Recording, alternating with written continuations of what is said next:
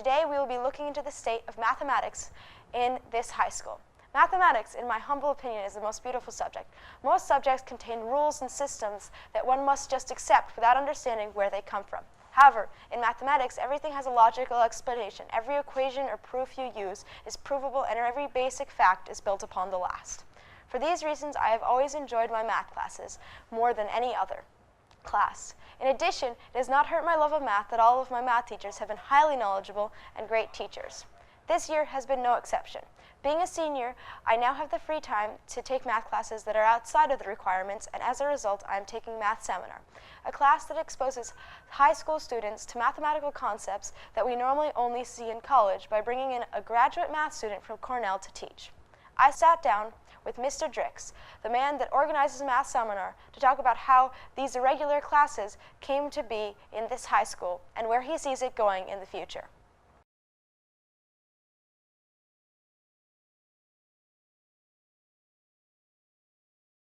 Well, this is an interesting story. Years and years back, there was a student called Lawrence Smithline. He was brilliant, and in elementary school, the teachers couldn't figure out how to give him enough math to, meet his needs. So they called a high school colleague of mine to go teach him geometry when he was in 5th grade. Then when he was in 6th grade, he was actually bused to Ithaca to take AP Computer Science. Then in 7th grade, he was bused in and he took pre-calculus. Main problem was he was still a little kid and he had a hard time writing fast enough.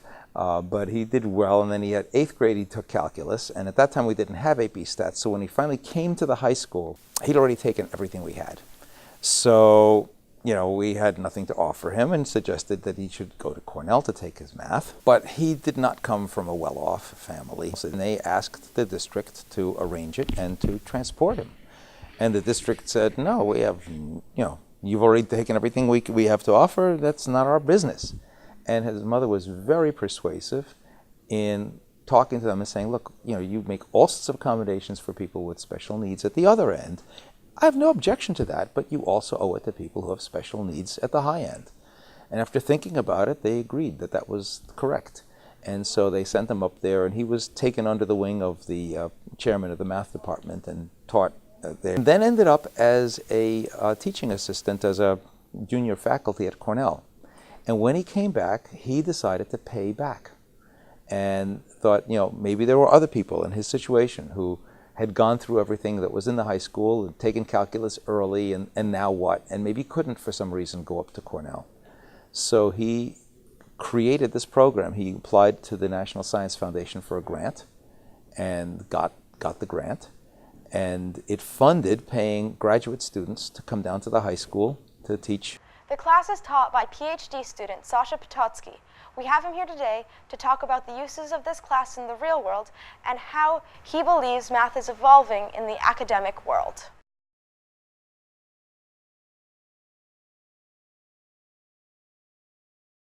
What is the value of learning math? I think it just develops your brain and allows you to think better. And also I view this class as like some kind of advertising for real math. I want to try to show some different examples which are shadows of some very serious research.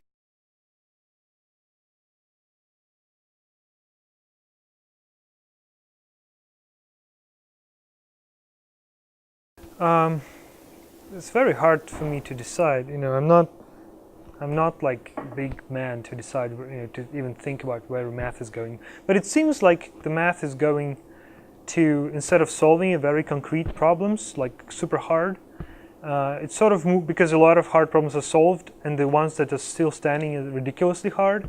So the math seems to be moving towards making constructions and like making just finding new hard problems somewhere. And what changes, I think the language changes a lot, and there's a language of category theory and the higher categories and derived geometry language, which is very modern, and it seems like this is the right way to do so. A lot of mathematics, they're just trying to rephrase the classical things in this new language, and the material that I'm presenting is very classical, so nothing changes. To see how these advances in the mathematical field might affect a high school student like me, I sat down with Mr. Drix again to talk.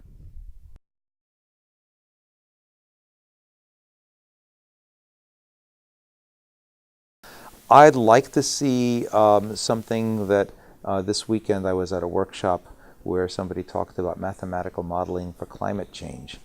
A lot of it was actually a little over my head, but if something like that were to be produced in a more carefully worked out and well-explained way for high school level, I think that would be a really interesting topic. To see how this material is getting across, I talked to high school student Rishi Verma about how mathematics has influenced him throughout high school. Well, the things I learned in math class, first, of course, we're applying it in AP Physics to solve real-world problems. But on the tech classes I take, and I'm probably the engineering major I'm going to pursue in college, everything that I've learned in the math class is going to be absolutely essential. It seems clear, though, that even though there are technological advances that are happening everywhere around us, math is one of the constants that will never change, going all the way back to the days of Euclid and Archimedes. However, it was interesting to hear what very complex advances there could possibly be in the near future. Thanks. This is Amy Schmoys from IHS TV signing off.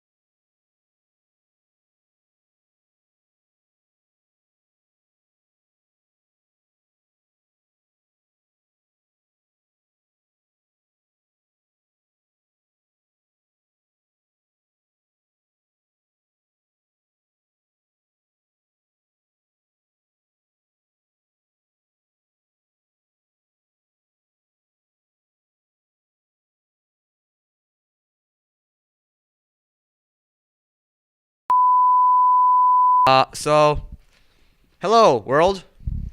My name is Billy Park. I'm a senior in high school.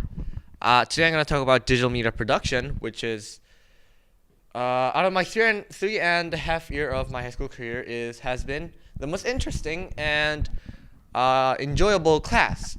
Because, first of all, it's digital media production is the broadcasting studio of the school. And this is where we make news. We film stuff for the school. We stream games online. And so one of the reasons why I like this class is because this class is is one of the few classes that are not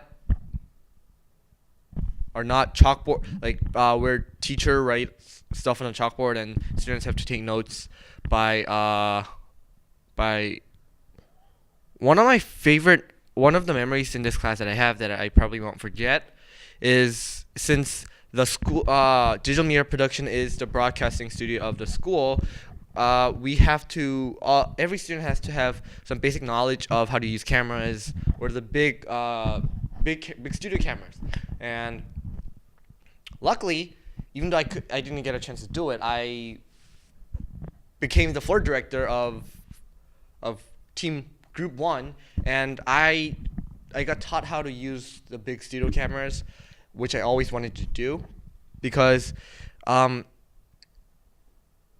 thinking about majoring in, if I don't get to major in aviation, which I want to do, I will probably want to work at a studio, and it's one of the areas that I enjoy working at. And since digital media production is a very cool class, I decided to interview Mr. Cass, which is one of the co-teachers, and two students, and to hear what they think about the class and to hear their inputs on it.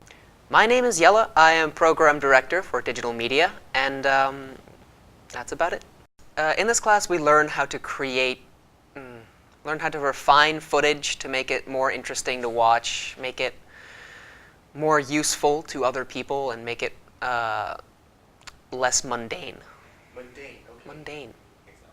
This class is very self-driven. There's other classes have a specific schedule that you have to follow and do every day, this thing and that thing and this thing. This class, you merely have an assignment that needs to be done in a few weeks, and then you spend the next few weeks working to figure it out, do what you need to do, and just work with a bunch of different equipment to finish your projects. I decided to take this class because I needed another English credit, and this looked like a really interesting English class. I'm very partial to technology, and this is an English class that implements a lot of technology and a lot of different things that I really wanted to learn. I've always been really interested in turning raw footage into something that's more interesting to watch. Honestly, at the beginning of the year, I would not have taken this class if it wasn't for the English credit, but now that I've been here for a little over a month, maybe even 2 months, I'm really happy that I decided to take this class. This is definitely worth taking. Okay. I do really enjoy this class. It's so much fun. I mean, like, the one thing I don't like is I don't really like other people seeing what I work on or any of my finished products. But it's so interesting to me to see just terrible, awful footage that doesn't make any sense coming together and creating just like a narrative storyline. I think being able to make things look nice is always going to be useful. Being able to turn something that I do into a logical video being able to turn what I work on into a video that I can show to other people will always be a useful skill. But I'm Chris DiGiannapoli, and I'm a senior in Ithaca High School. So in this class, I think we learn, anything you would learn in an English class, grammar and the whatnot, and then we also can apply it to a real-life setting, taking things, like the video editing component as compared to just looking at a book and talking about why the shades were blue for a good 30 minutes. Definitely. It's the only class I've ever seen that basically they cut the students loose and they just go and do whatever they want within the project guidelines and then come back a couple weeks later with a project. And there's only one other class there are only 2 other classes in the school that do that, and they're both, year-long commitments as compared to just kind of doing one project for a little while, doing the next project for a little while, and yeah, I'd say it's different. Because when it comes down to English classes, I don't like how they are with the whole spending half an hour on one single topic. I've also been very into video editing for a number of years, and so it just kind of felt like a really good fit for my senior year. Do you enjoy what you're doing? Of course. This is the first class I have in the day after an independent study, and the two are so, near each other. And this is all stuff that I see myself doing on a daily basis. The knowledge I have is applicable to what I'll do in the future, and all of that is compared to, all the classes that you have in school where you're not sure how and where you're going to use it. With this, it's immediate gratification. You know you're using it, and you know that, yeah.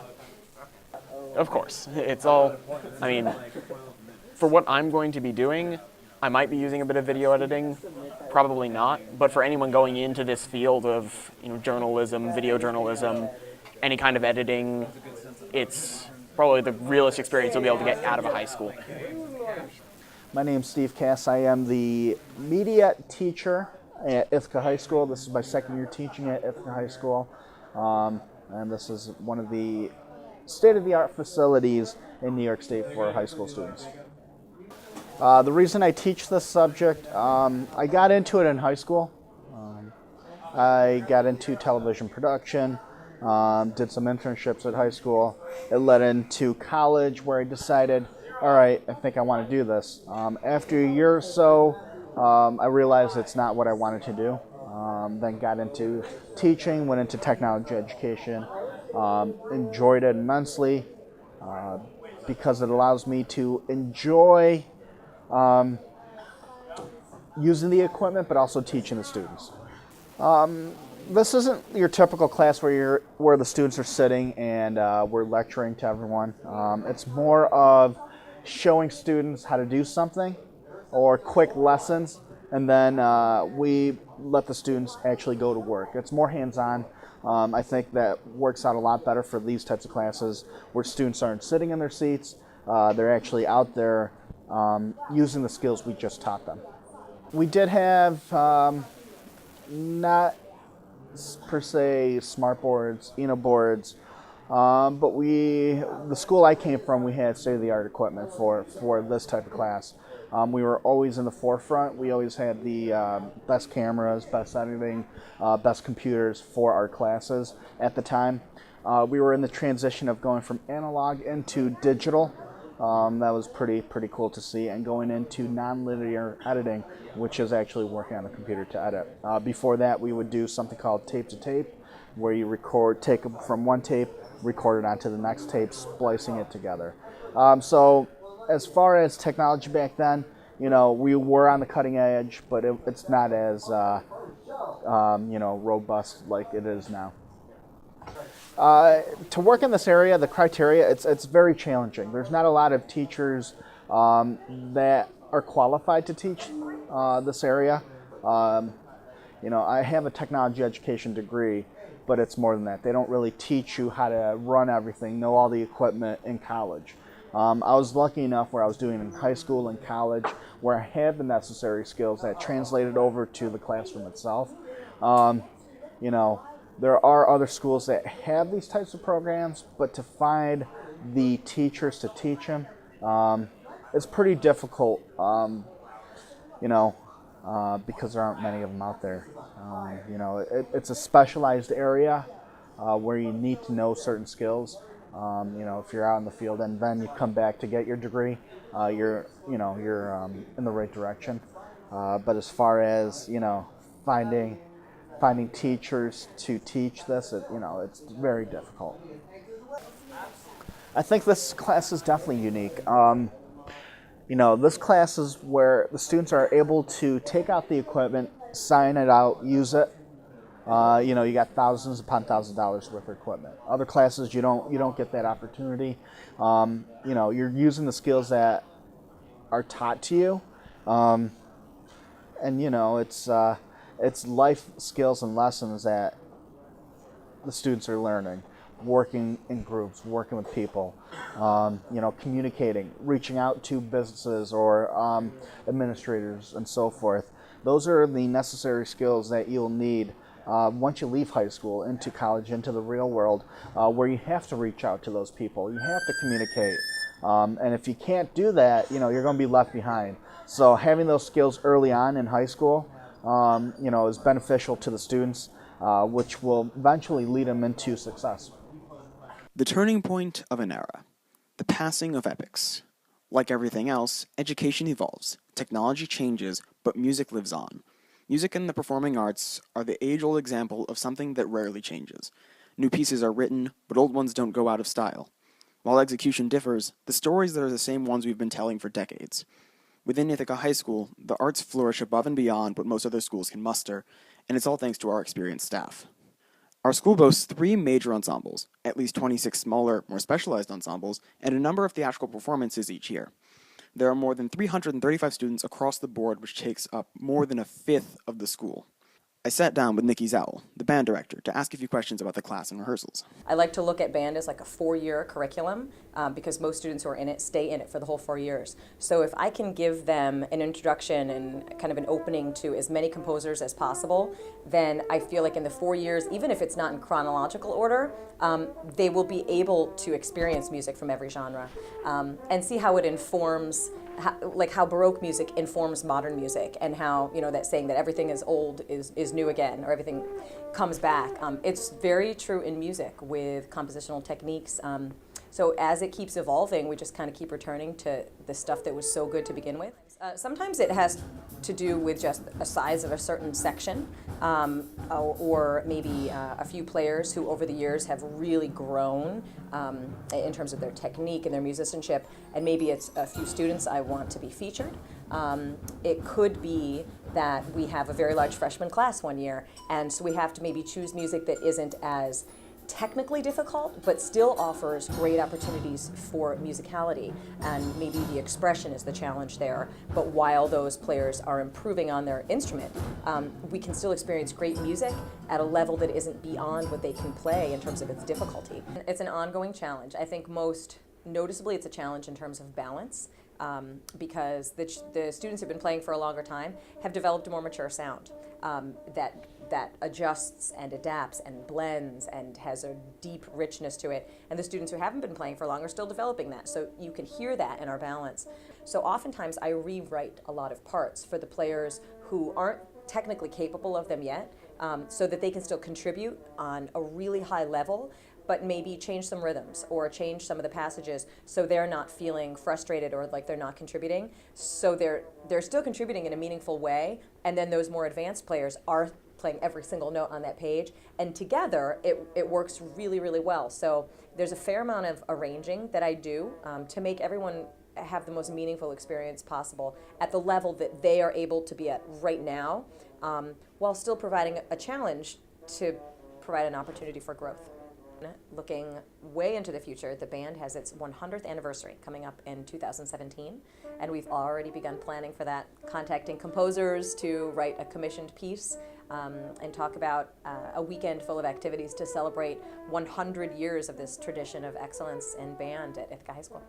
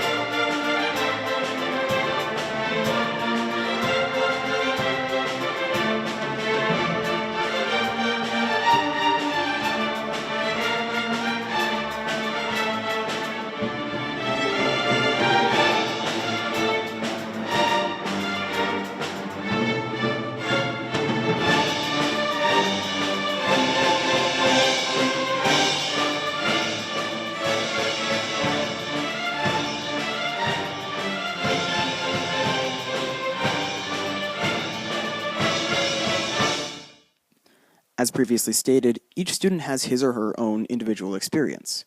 I sought out to find a few students to ask for their stories. English class has long been the bane of the uninspired student.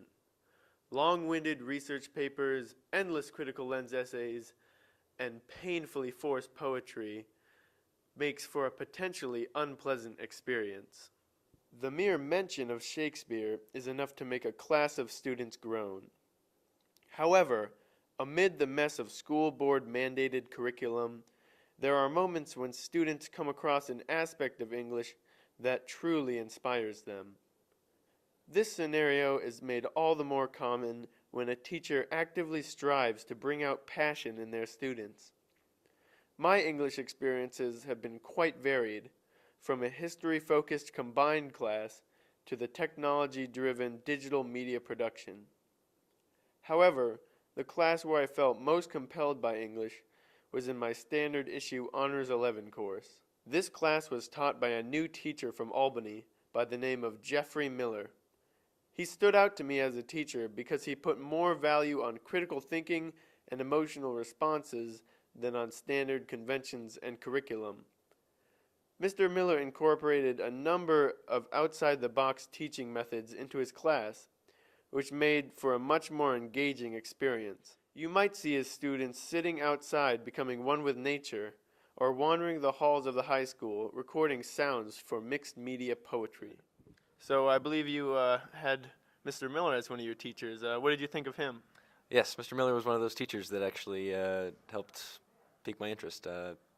He had a teaching style that was unique, and he used a lot of media like podcasts and stuff, and it really helped make the English class experience more interesting. I honestly found English class pretty boring, at least the one I was in. I found that the books were dull, and it was rather uninspiring. Do you think that it is an important class? I would say yes. I think the skill of writing is something that is applicable in any subject, so learning how to do it well is definitely important. Students seem to have mixed feelings about English, but they agreed that it was a vitally important skill. That's why I sat down with Mr. Miller to ask him a few questions about his subject. So, why did you start teaching English? I started teaching English because I have a passion for it. I grew up loving literature. I grew up loving writing. I was fortunate enough to have some teachers who really inspired that and pushed me to think critically and to write a lot. So I wanted to have that same impact. I wanted to be part of that, the solution. So, what do you think the value of English is in today's society? I think the value of English and the humanities in general is more important now than ever, especially with the amount of attention that's focused on science and math, which I think is important. I think it's also important to keep things in balance and in perspective. We need to use technology. We need to incorporate science and scientific method into our lives, but it's really important to also train our brains to think critically, to to read for a sustained period of time, to be able to focus for a long period of time,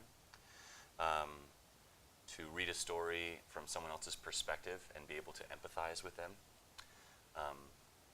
So I think that now more than ever, English is important, and reading and writing is essential. Where do you think that the class of English is going in the future in order to stay relevant and adapt? That's a great question. I think Ithaca High School, more than any other school that I've ever encountered, is wrestling with that question, and they're also doing stuff about it. So you have a class like this, for example, right? Digital media. You're taking your reading, you're taking your writing, and then you're actually using it to create a new project, a brand new thing. And I think that that's what's happening with English more often. Taking the skills and then applying them to something creative and unique and personal. And ultimately, while the tests and the assessments are really important, we want students to be able to apply what they've learned in our classes to something that they feel proud of, that they feel connected to.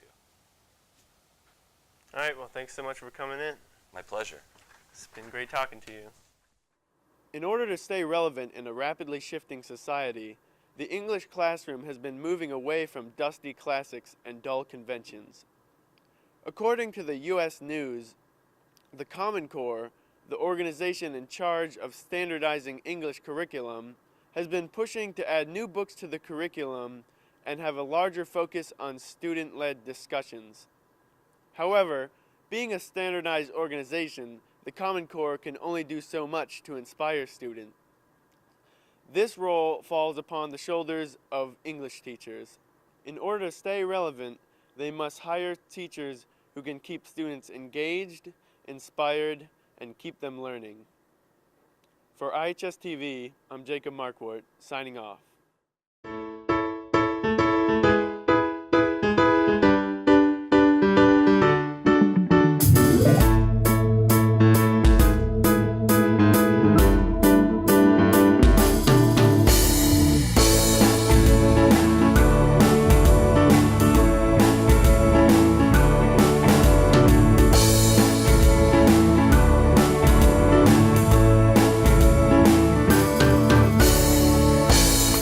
Computer science is generally a very challenging course that requires imagination and creativeness because it allows you to reproduce your ideas on a computer. Computer science is becoming an increasingly important subject because computer science and coding have the ability to transform daily activities ranging from communication to our emails. Computer science has shown me how to create visual images on a screen in front of me. For example, in programming class with Mr. Deppy, I created a game, Craps, on the computer, and I was very excited while testing it to see if it worked or not. This type of excitement can drive students to excel in such tough courses. I'm here with Andrew Jin, and I'm going to ask him what he likes most about computer science. What I like most about computer science is it's a very successful field, and if you go into it, you're likely to get a job and make a lot of money. Like Microsoft is always looking for new people, and so is Apple and Google. Okay, I'm interviewing Mr. Deppy about his interest and his liking of computer science. So, Mr. Deppy, what made you first enjoy computer science and first take a liking to computer science? My first experience with computer science was when I visited my dad's cousin when I was 13, and he taught me how to program matrices on one of the first PCs. What do you enjoy most about computer science? I like problem solving, and I like the experience I get when I'm done and I can see the results in a very tangible way usually. Where do you think the field of computer science is going in the future? I think everything's constantly getting faster, and the memory's getting more, and they're constantly able to fit more memory in a small amount of space. But I think that maybe holograms are the wave of the future. I've heard that anyway. What is the coolest invention or program that one of your students has made? One of my students wrote a program to show the Ulam spiral with formatting that made it a really nice pattern. And what are some of your interests outside of school? I like music. I like to play music, listen to music, read, play with my kids, walk, ride my bike, swim, fish. Thank you, Mr. Deppy. I think everybody in this country should learn how to program a computer, should learn a computer language, because it teaches you how to think. And so I view computer science as a liberal art. It should be something that everybody takes a year in their life. One of the courses they take is, learning how to program. Overall, computer science is becoming an increasingly important subject and will be one of the biggest job producers in the future. As seen by the Steve Jobs interview, we all should learn how to program because it really teaches people the basics of the products that we use every day and how they are made. Computers have diligently worked their way into our daily routine. Almost everyone carries around a computer in his or her pocket, or at the very least has a computer in his or her home. As these computers get more and more advanced, their code, or instructions, get more complicated, and programmers who create this code need to work even harder. Ithaca High School offers 3 classes for young aspiring programmers: Programming 1, Programming 2, and AP Computer Science. These classes teach Java, which is one of the most important and commonly used programming languages, along with C, C++, and Python. Mr. Deppy is one of the teachers of these programming classes, but he is also a dedicated mathematics teacher and is always available to help his students. I sat down with Mr. Deppy and spoke to him about his passion for programming. I got into programming when I was 13, and I went to visit my dad's cousin who worked for IBM. He taught me how to compute, how to write programs involving matrices with BASIC on one of the first PCs. I teach Java because that's the language of the AP Computer Science tests, and I like it a lot. It's object-oriented and it's fun, and I think it's still used a lot. I would love to learn C++, but I haven't had a chance yet, though I've toyed with it. I started teaching programming more than 5 years ago here at Ithaca High School, and I taught Programming 1 and Programming 2 first. Then I moved into AP Computer Science. I've been teaching programming for over 5 years. I try to make my classes student-centered when possible, so I try to act as a facilitator more than a lecturer or a present. I do have to present material, but I try to keep that to the minimum and try to make the students the main actors in the class, and I think they appreciate that. I think the most important skill is learning how to communicate, learning how to read and to write and to verbally communicate with people about the work. I think that if you're dedicated and hardworking, you can figure out a lot of things about programming, but in order to actually make it work in the real world or even in school, you need to know how to communicate with people, to find out what it is that they want, to make sure they know what it is you want and make it happen. Why did you sign up for programming? So I actually, before this year, I knew absolutely nothing about programming, except for in one of the tech classes I took, we did this very convoluted version of C programming, I don't know. But I knew almost no programming before the start of this year, and I thought that was a major problem. Going into college with an engineering major, I have to use programming to solve a lot of the problems that I have. And then whichever field I end up in, I'm going to have to use programming to use a lot of the solutions, because everything is computer-based nowadays. So I wanted to be able to take computer science in high school so I get the basics, I know a little bit about what's going on, so that when I get into college I can hit the ground running. Well, I signed up for AP Computer Science because I feel that in this modern world where everything is run by technology in one way or another, and it's increasingly so, to be able to understand, at least on a base level, how computers work and how they think is very important in any profession, to have a basic skill of this. So that's why I wanted to take the Programming 1 and 2 courses and now AP Comp Sci, to really get a firm knowledge of that to be applied in whatever I choose to do in my future. So you didn't take Programming 1 and 2. Has that made a large impact on taking AP Computer Science? I kind of had some reservations about taking AP at the start of the year. So what I did over the summer was, I'm lucky that I live in Ithaca, right? There's tons of engineering professors around here. So some of the parents of my friends are specifically computer science professors. So I was in a small group of 3 or 4 people who were all going to take Comp Sci, and none of us had taken programming too. We just worked together and learned the basics of Java over the summer, so that we could be prepared for the class.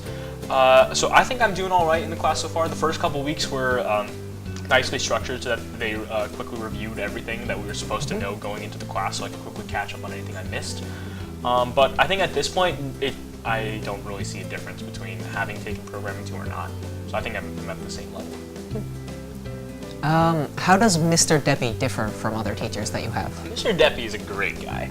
I mean, first off, he's a quite talented jazz musician, although I haven't heard him play this year, only a couple of years ago. And that's not something you see with all the teachers. Also, Mr. Deppy is he's very charming, very adorably awkward. He makes great jokes. He says that he's terrible at making jokes. He's great at making jokes. But really, the thing that makes Mr. Deppy a really good teacher is that he's very passionate about the subject he's doing. So, and that's just not in the classroom.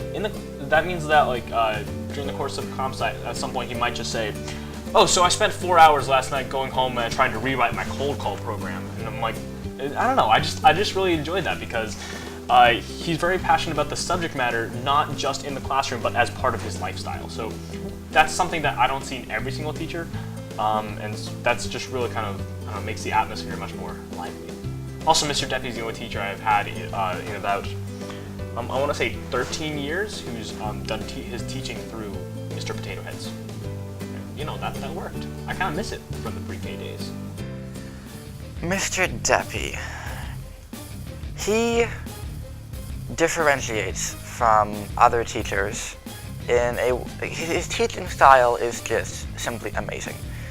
From using things like Potato Heads, Mr. Potato Heads, to explain how classes work, even though we're in a class, so there's that.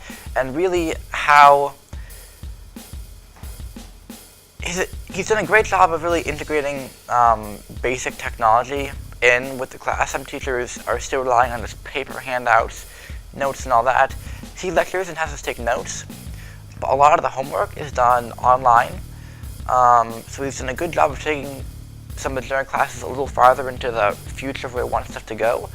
He's done a great job of being able to reach students and really teach them on a different level, I feel like, than most other teachers who just kind of drone on. He's really involved and passionate about what he teaches, and I think it's definitely a big help. Would you suggest that other students take this class? Yeah, I would. I really like programming, or I guess, yeah, I would. I really like comp sci. I think it's a great class. It's a great way to kind of apply your mind in a different perspective because you're not dealing with humans, you're dealing with machines. And so you just have to approach problem solving differently. So I think that's a good experience. Also, I would say I haven't had a chance to take any of the other math electives, but I highly recommend to any student that you should make sure to take as many as you can through the course of high school, because that's one of my bigger regrets. There's like stats and fractals and things like that. So take as many math electives as possible, and yes, comp sci should be one of them. What about programming 1 and 2? You didn't end up taking them. Do you think that, that other students should? I wouldn't say they're absolutely necessary to, to take maybe comp sci. Especially if you know programming beforehand, no, they're not like entirely necessary. You should do your homework, right? Go see Mr. Deppy before the end of the year, of the last school year, figure out what things you need to know before you get into the class and make sure you know them, because otherwise you'll just be way behind. And programming 2 is actually covers part of the AP curriculum. So I'd say if you want to take comp sci and you have time in your earlier years in high school, yes, you should definitely take programming 1 and 2. It's a great background. Yeah, so programming 2 is a great background to AP computer science. I mean, it was designed like that. So yes, you should definitely take that. If you find that you're unable to because your schedule is completely full, or if you don't want to because you already know programming, then just make sure that you know everything you need to know before you move to school. I would say if you have any passing interest in computers at all, take this class. For some it might be a little difficult, for some it's going to seem really easy, but the basic skills you gain here will help you throughout your entire life. I definitely encourage anyone to take it if they can fit it in. Or if they cannot, at least learn about this some other way. Definitely one of the most important skills, which some already have and some really don't, is basic logic. Computers are very set in their ways. You cannot really convince them of something unless it is true. So it really helps you by being able to set up an argument, and it really makes you have to think things out beforehand, because if you don't, your problem's not going to work. So you really have to fix everything beforehand before you release it, turn it in, and look for errors. That basic skill of doing work and constantly evaluating while you work is important.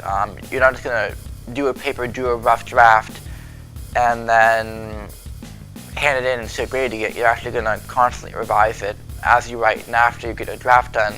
And that's how you should really do almost anything. You can't really rely just on knocking something out and hoping it works.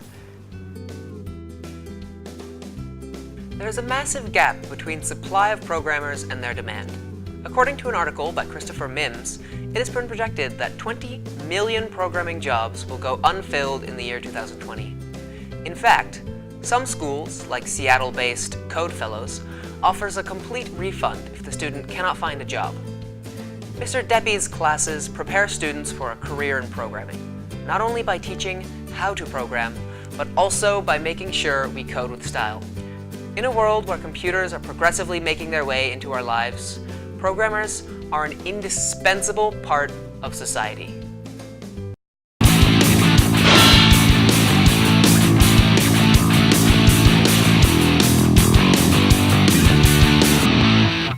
As a child, I was fascinated by wildlife documentaries. I used to watch them all the time. I thought the scientists they were so brave. They live in the wilderness, and they could track down any animals like cheetahs or seals. And so when I learned that zoology is offered at this high school, I knew I had to take it. So I took it last year in my junior year, and Mr. Nelson was my teacher. and an interview with him will be featured in this video. I did my undergraduate work at Michigan State University, and I have a degree in biology from Michigan State. And then I did a bunch of graduate work at the Environmental Science and Forestry School in SUNY. And then I have a master's degree from SUNY Oswego in teaching and education. I started in a dropout prevention program, actually, and it was 16, 17 years ago, so it's quite a while. And then just slowly moved into H building, got closer to the rest of the science department, and have been teaching the zoology and AP. I think this is about my 8th year of teaching the AP class, and 5 or 6 years of zoology. So. How did you set up the curriculum for zoology, and why did you decide to do it? Geez, I don't know, 7 or 8 years ago now, I took a half a year sabbatical and created the whole course. Because I've always taught in this classroom, and there used to be a ton of animals, a lot more mammals. And whoever came in here, they would always pick up the animals and want to play with them. So people seemed to really like animals, so I decided it was a good course to offer. So that's pretty much how I did it. What does a zoologist do? What are some specific fields under zoology? Oh, it's a pretty broad category, so really anything to do with animals whatsoever. From, you know, veterinary medicine, they may start off as zoologists, research scientists, people who work in zoos, you know, all across the board. Almost anything that has to do with animals would be benefit from studying zoology. What was the greatest animal discovery ever? The greatest animal discovery ever. In my opinion, well, let's see. Bigfoot? No. The Loch Ness Monster? No. Well, we're constantly finding new animals. You know, we just found 6 new monkey species. It's hard to say. I find them all pretty darn interesting.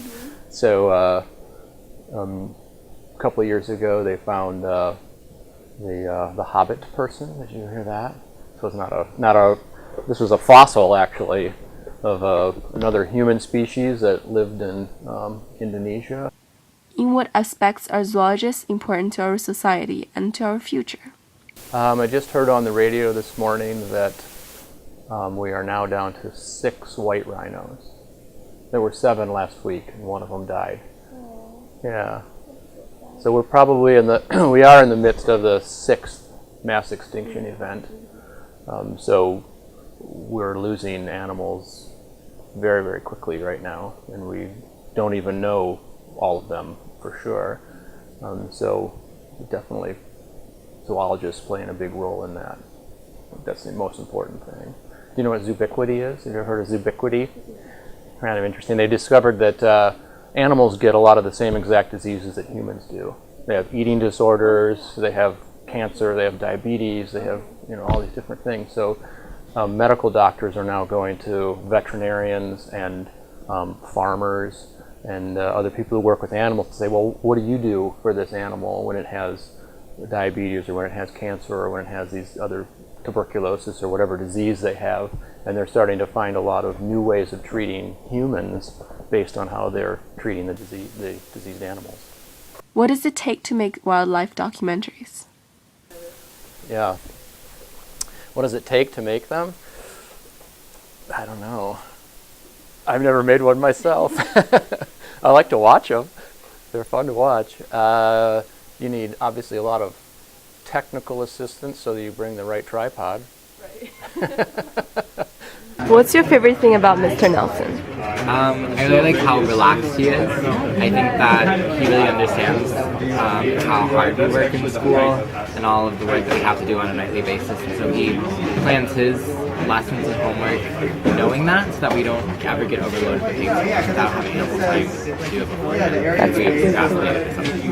That's another point. What's your favorite thing about apes? My favorite thing about apes is how easy it is to apply to the real world, I guess.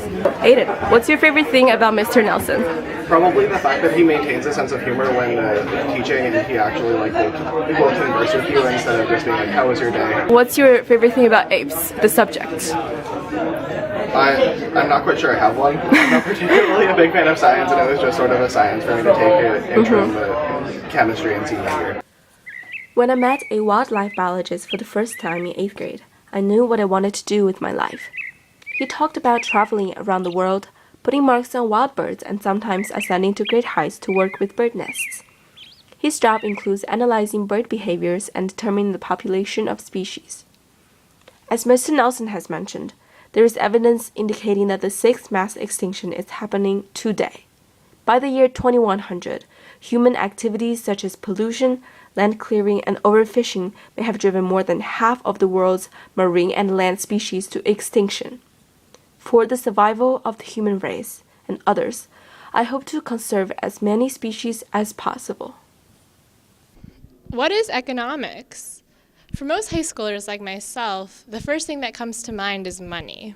IHS's resident economist, Mr. Carver, would beg to differ. In fact, he'd say economics is the study of the allocation of the world's limited resources. Economics is one of the most interesting classes I've taken at the high school. Economics marries math, history, and statistics with the ultimate goal of maximizing human happiness. In class, we discussed the basics of supply and demand that govern domestic and global markets, the benefits and drawbacks of monopolies, ethics, and poverty. Economics is one class that every student of Ithaca High School is required to take, usually in their senior year. Social studies classes that I've taken in the past have been mired in history. While economics is about learning from the past, it is also about adapting to a constantly changing present. With advancements in technology, we must now deliberate such consequences as environmental degradation. Of course, one of the joys of taking economics is the engaging mentorship of Christopher Carver. His good humor, games, and simulations of markets ensure that his class is always interesting. I sat down with Mr. Carver to talk about the state of his subject. I teach Regents and Honors Economics and AP Human Geography. I don't know of a time when it wasn't taught. From my perspective, economics is one of the most important things that you can expose any high school graduate to in any subject. I think it's particularly relevant to people no matter what they're going to study in college, if they're going to go straight into the workforce. I see economics as being the underpinning of so many things we do in society. Just in terms of being an informed citizen, being able to understand topics in the news and be educated about what's happening, I think economics is the underpinning of so many of those issues. And I think a basic foundation in economics helps people make political decisions, and everybody is involved at some point with borrowing money or using insurance, a whole host of things that I think all students need a foundation in. I would say that I think more about incentives than I ever have before I studied economics, like reasons for people to do things that they do. When I look at a situation and want to understand why a person, why a company, why a politician did something that they did, or how you might want to change somebody's behavior, I now always think about the economic incentives. And not everybody responds to economic incentives, and I'm not saying that everybody should. That shouldn't be your only goal in life. But having a good understanding of that sheds a lot of light on people's motivations. I would say inequality, broadly, and that both globally and as a country.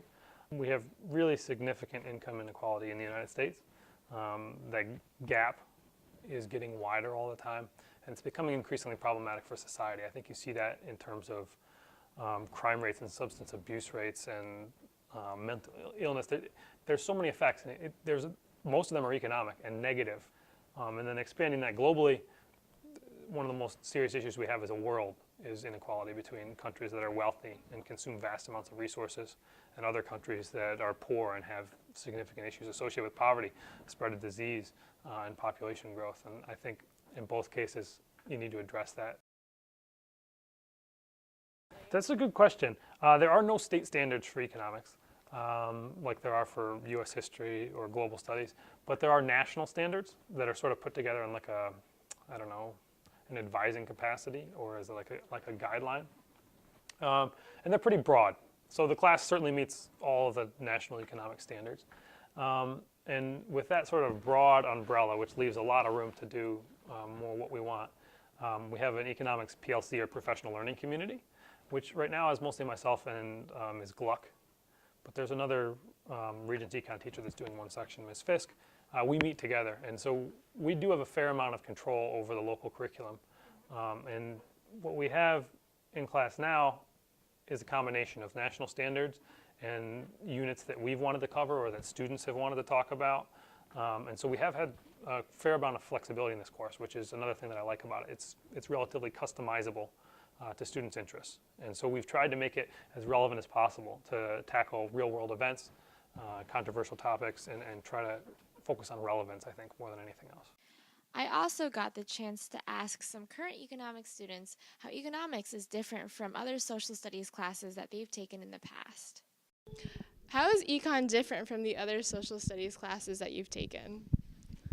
Well, for me, econ is a lot of like social studies and math combined.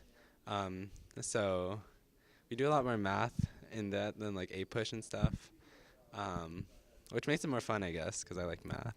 How is econ different from the other social studies classes that you've taken? Well, I guess, okay, the thing about social studies classes for the most part is that they deal with things that happened a long time ago. I guess like it's better with like U.S. history, but econ is actually relevant to everything that I'm, every decision I'm going to make in the future, especially when I'm buying a house and a car and things like that. So I don't know, it's just more interesting. I definitely think economics is one of the most universally relevant subjects taught at the high school. No matter what professions all of us will go on to have, we will all need to manage our own finances in the future and have a cursory knowledge of how the economy works. The goal of an economics curriculum in the future will be the same as it is now, to stay relevant. In terms of the economy itself, the future is quite uncertain. A Wall Street Journal article written by former U.S. Treasury Secretary and current Harvard professor Lawrence H. Summers cites the software revolution as a problem we will eventually have to face. Software and machinery is currently posed to replace many jobs in the name of productivity. Although jobs lost from productivity can, in theory, be replaced in different sectors, Summers thinks that more jobs will be lost than will be created. Only time will tell if Summers' prediction will come true. But in the meantime, IHS students will continue to prepare for their economic futures in the classroom. I'm Jessie Liu for IHS TV.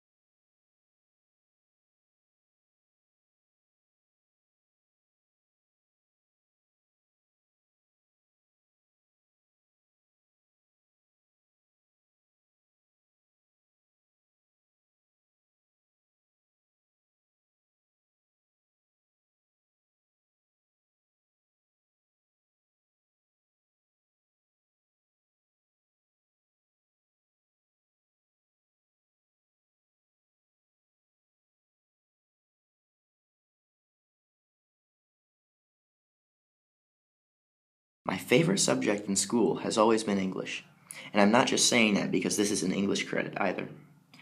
I've always enjoyed writing and reading more than every other subject in school.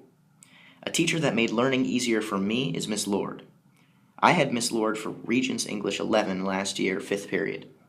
It was nice to have a class that I really enjoyed halfway through the day to help make the day go by faster. Miss Lord has a very unique way of teaching that makes it really easy, at least for me, to understand the material. Also, Miss Lord was able to help me greatly improve my writing skills over the course of the year. I have always been interested in the ways that English is taught as a subject in school because my dad was actually an English professor at Cornell, and he also taught how to teach writing there as well. Clearly, I have a lot to live up to when it comes to composing pieces of literature, so when Miss Lord was able to help me improve even more, it made me realize how lucky I was to have such a good teacher.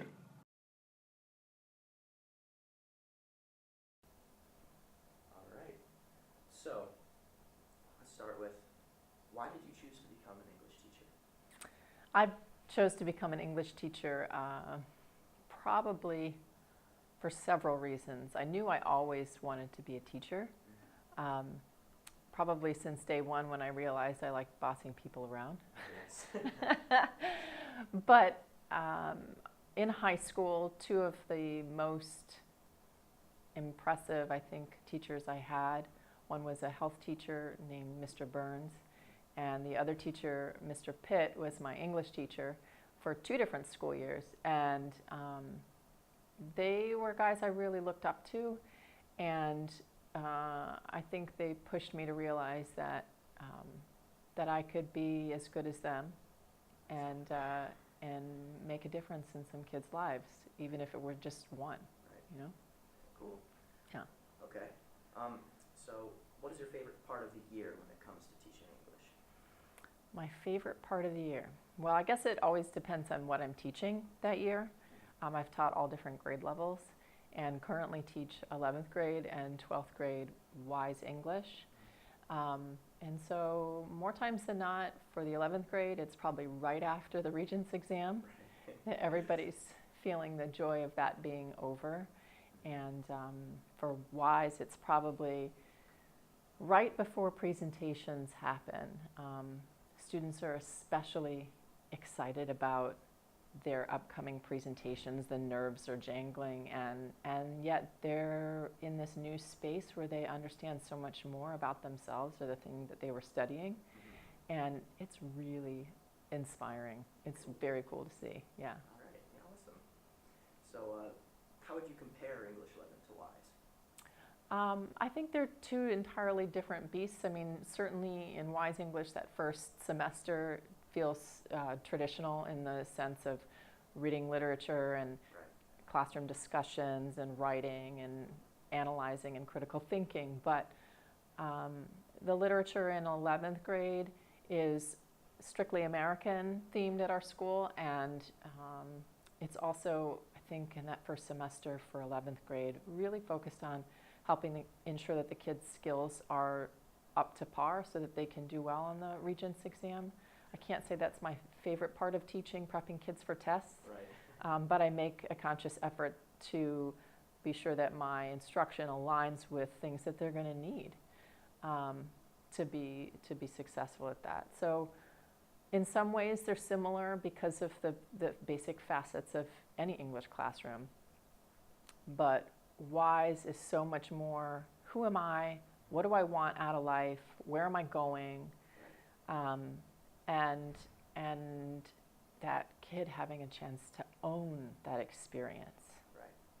So, and that's why I love it so much. Awesome. Awesome. So what is your favorite memory that has to do with teaching English at Ithaca High School? I was thinking about this question on my way in. I don't know if I have a memory that's my favorite. I have clips of memories. Probably my favorite are those unexpected exchanges that I have with students. You know, I love to teach, and I like the way that being a teacher allows you to be theatrical. But I also very much value the one-on-one exchanges that I have with students, and every year I get a good handful of them.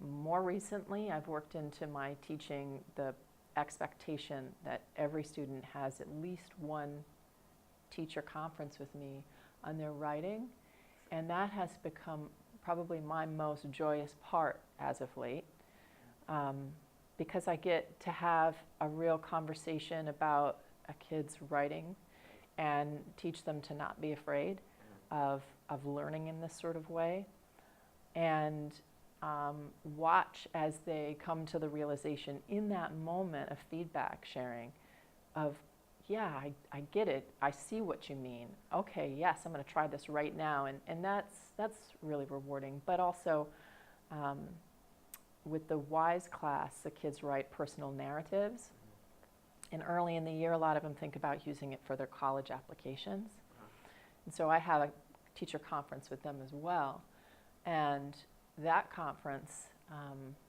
often has me sitting down to hear some really personal things about students' experiences. And twice in the past 2 years, I've had students share some intimate, heavy stuff, personally, personal struggles.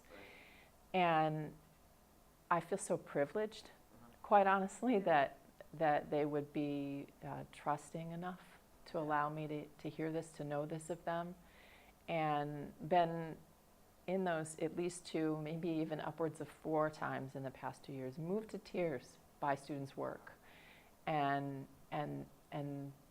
their patience and their willingness to trust me. I feel really fortunate. That's amazing. Yeah. All right. Our last question is, where do you think English is going in the future? I would love to say that I'm optimistic, but more accurately, I feel I'm a realist, and some might argue a little pessimistic.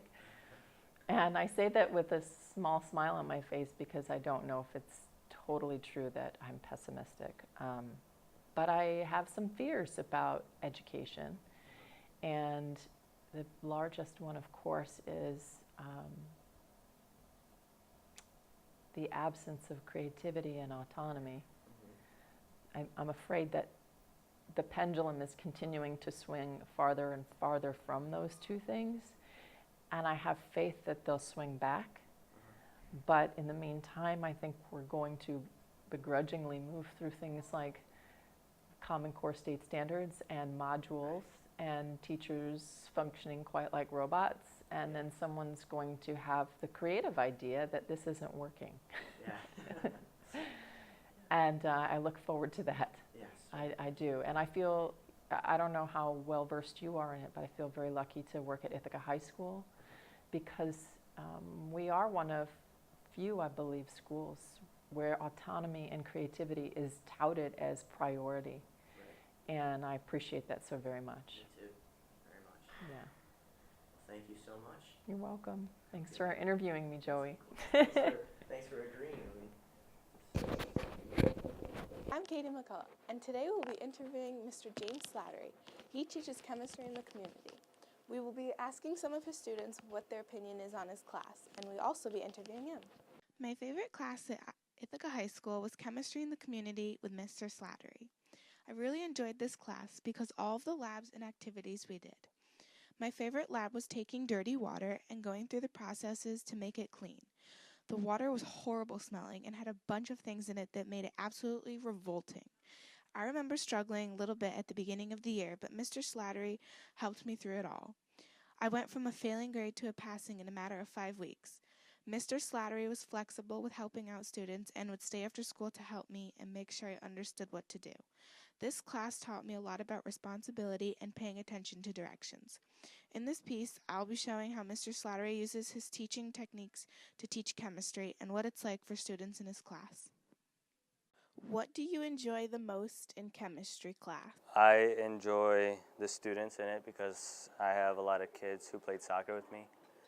And also I enjoy the teacher because he's really cool and he interacts with the students. What has been one thing you've done that you've enjoyed? I enjoy the labs, and also I enjoy the specific lab that we burnt paper to measure the fire, and that was pretty cool.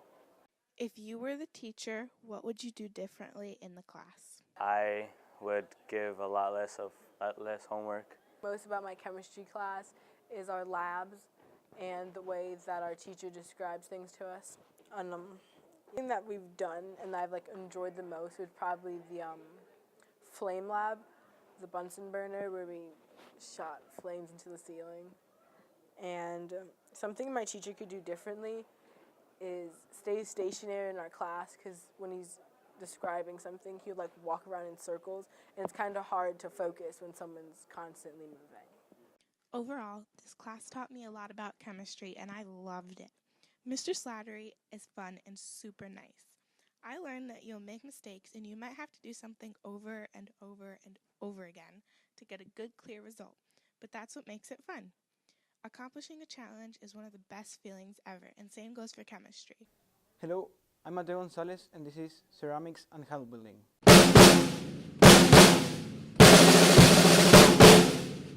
The experience that I have with ceramics is that it's more fun and difficult than it looks on the first time. I'm interested in it because I like building things with my hands, and it helped me to prepare me for real life, giving me tools like patience, give me ideas like always make draft or sketches before I start the real project. It's amazing how many times the art piece is not looking how you want it to look, but if you look it in another way, it can end in something greater than what you were thinking. For this, I interviewed Miss Richardson.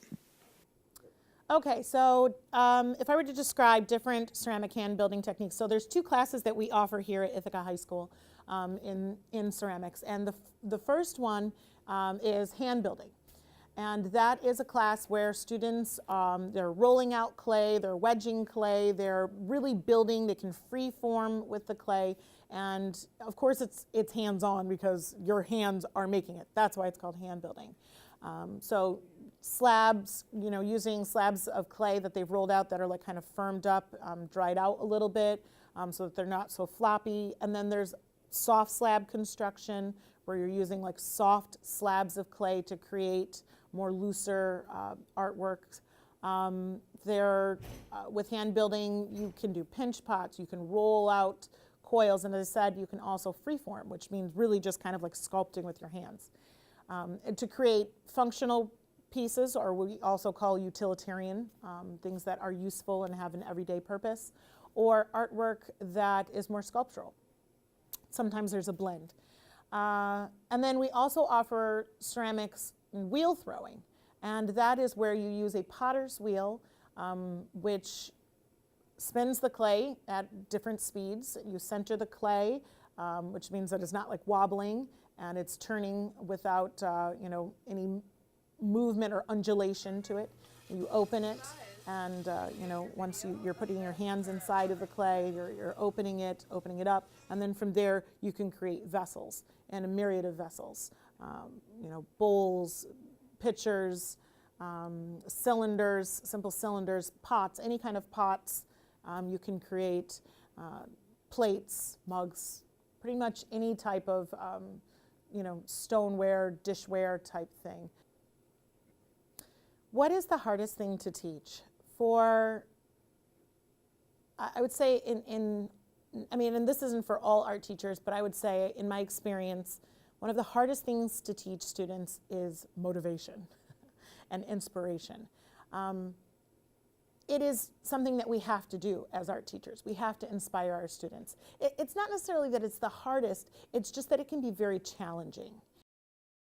Ceramics is great things that can be beautiful and useful at the same time, where you can create different things, boxes of imaginable shapes, pots, plates, animals, and you can think about it, probably you can make it with clay, and it may seem real or not. The only limit is the one you yourself create. With different techniques like carving or stamps, you can make 3D objects, or you can stay flat. But with different glazes, you can make of a pot a beautiful paint, so in that way, people can enjoy it of every angle.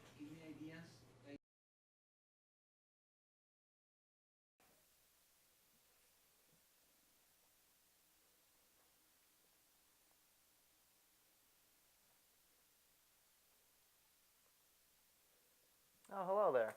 I'm Matthew Lynn. Let's talk about foreign language. Whether it be German, French, Spanish, Latin, or Chinese, it's a class we all take over at K Building at some point in our high school careers. One of the most well-known foreign language teachers is Mrs. Craig. Everybody knows her for her spiky red hair, her sense of humor, and her love of cultural references. Some of my favorite memories in her class include listening to her jokes and also hearing about how she's gotten here to IHS. Today, we're going to go in-depth with the program. We'll be interviewing with Mrs. Craig herself, Wyatt Flanders, and Jenny Lee to learn a little bit more about what happens with the Spanish program. Let's get started. So I think Mrs. Craig will start it right off. How would you describe your teaching style? Eclectic, which means it used to be extremely traditional. And when I first began a million years ago, you went from A to B, B to C, C to D, and everything was lockstep. And of course, with the change in society, internet, and I'm a little older, I've had to change some of the ways that I do things, and have incorporated some of the good with the bad, and have kept some of the traditional pieces. So teaching language, if you don't have some traditional pieces, it's not easily learned or retained. So I've found that you don't throw the baby out with the bathwater. Alrighty, I like that. So what brought you to Ithaca, and why did you stay at ICSD? Ithaca because when I lived in California, I decided I wanted to be in a community that had a college or a university, since I like to access the library and I teach upper division courses. So Ithaca was perfect because obviously we are surrounded by educational institutions, and Cornell, of course, is an Ivy League, and therefore you're probably going to have an excellent library. It also is near my family, and so everything kind of fit together, and I was hired here, and they've been sorry ever since. Well, of course. Can you tell us why you love teaching Spanish and maybe not a different subject like French? Oh, okay, French. Because, interestingly enough, in my high school, they only offered Spanish, and that was way back when. So I did well, but I never thought about pursuing it until I went to college, and I took some Spanish courses, and the Spanish teacher there said, "Have you ever thought of doing this? Because you do so well." And I said, hadn't really thought of that. I was going to be an English teacher. Well, also this year, Mrs. Craig, you were only teaching one section of Spanish 4 and one section of AP. Can you tell us sort of what else you've done this year, and then also what it's like to work with primarily upperclassmen? Well, first of all, I like upper class persons, remember in Ithaca, because of the maturity level, and also I've taught many of the students for several years, so we know each other well, and we have little inside jokes and fun things, and I can trust the group and they can trust me. But teaching only that and not having the students when they're younger may be a little bit of a difficult piece because they don't know me as long. So I might find next year that I'm going to have to reintroduce who I am to students in level 4, whereas normally now students in level 4 know who I am, and we start from the same point. All right. And finally, with the more nearby retirement of Mr. Morales and then your eventual retirement, what do you think will happen to the ICSD or IHS language program as a whole? Let's see, I don't know who else might be retiring. I can see it probably, wow, that's like saying, are you worth anything? It's going to be different. So not knowing who will be the plug-ins for some of the courses that I find extremely difficult to cover for whatever reason, because of experience, that's going to be a difficult piece. It certainly will change. Since I now run the department, some of the things will change about how I do curriculum and how curriculum may evolve. So I can't say it would be bad, I just know it'll be, as always, different when a long-standing person is no longer here. And do you have a good plan in place for that, or will it just be a pile of burning notes? Well, there will be burning notes, there will be lots of things. I have no plan in place. I kind of have a plan in place. Actually, what I'm doing now is working with curriculum so strictly and so, vehemently, that I hope that it stays in place and it can sustain itself no matter who's teaching it, but that it's a good, viable program that can outlive whoever is here to teach it. All right, great. Well, finally, Mrs. Craig, is there anything you'd like to say to all the viewers out there? Any words of wisdom or advice you picked up over the years? What have I picked up over the years? learning is both evolutionary as well as stayed, which means that even though students change and technology and all of the things around us have evolved, we're basically the same persons who need structure. We need someone who actually cares what we know. We need people that are dedicated. All of those trite words that we associate with, oh, that's kind of schlocky, are actually very important. And I think upcoming new teachers really you have to learn that, but you also have to live that and have to believe that. So I don't know if that's inherent in everybody. Well, thank you, Mrs. Craig. You're welcome. So Wyatt, other than a plethora of Spanish grammar, what have you learned from Mrs. Craig? That's a good question. She has a lot to say. She has a lot of good stories about her life, and I don't know. It's hard to have a concrete example of what you take away from her class. It's mostly maybe like a sense of right and wrong, like a very traditional sense of morality, I think. She really hones in on honesty and things like that. Yeah. Great. Do you have any favorite Spanish memories, either in her class or just with her in general? There are so many. I feel like the most memorable times are, I guess the stories she tells. Sometimes her jokes are a little repetitive. I'm waiting to hear that mysterious and elusive port story. Remember that? Yeah. She sure hyped that one up, but I really enjoyed the one about her pushing her husband through the drywall, and the one about her stealing her husband's car and all that jazz. And so obviously she's the only one who's both teaching the AP Spanish. She's the only one teaching any section of Honors Spanish 4.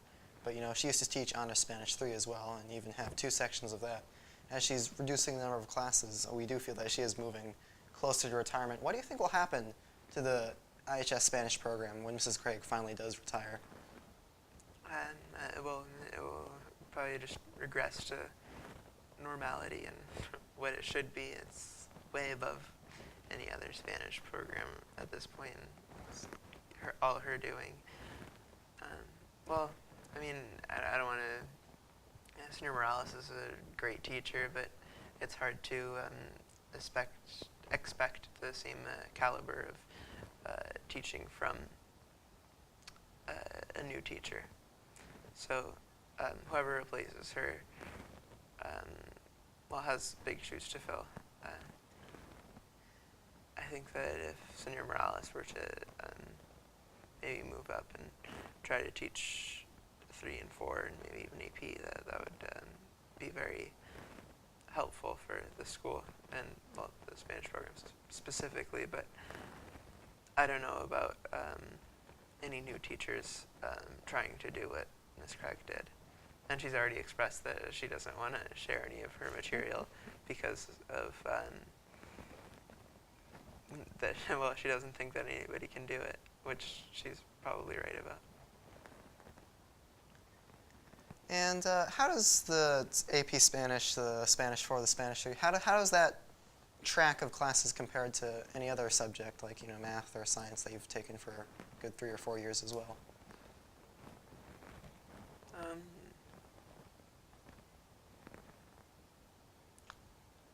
What are you trying to get out of that question? I'm sorry. Well, you've taken science probably for 4 years. You've taken math for 3 years. You've taken English for 3 or 4 years. How does Spanish stand out or differ or have similarities with the other subjects? I don't know if I have a good answer for that. It seems, I don't know, it seems pretty similar to me.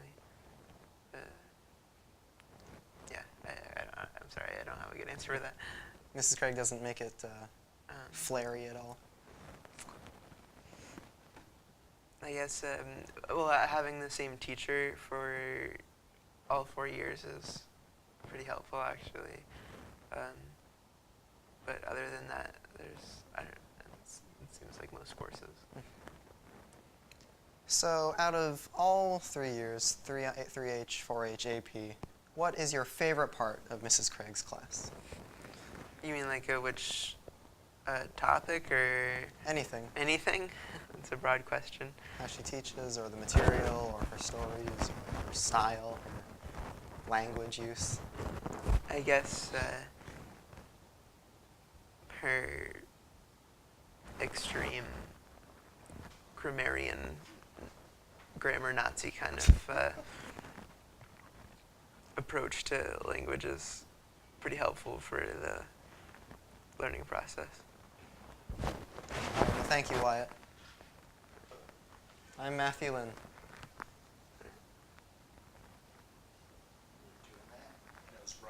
So next up, we've got our very own Jenny Lee with us. So Jenny, you've gone all the way up to AP Spanish. This means you've had a total of 3 years with Mrs. Craig. Other than Spanish, what have you learned from her? Other than Spanish, well, I learned from Mrs. Craig that to be organized is really important.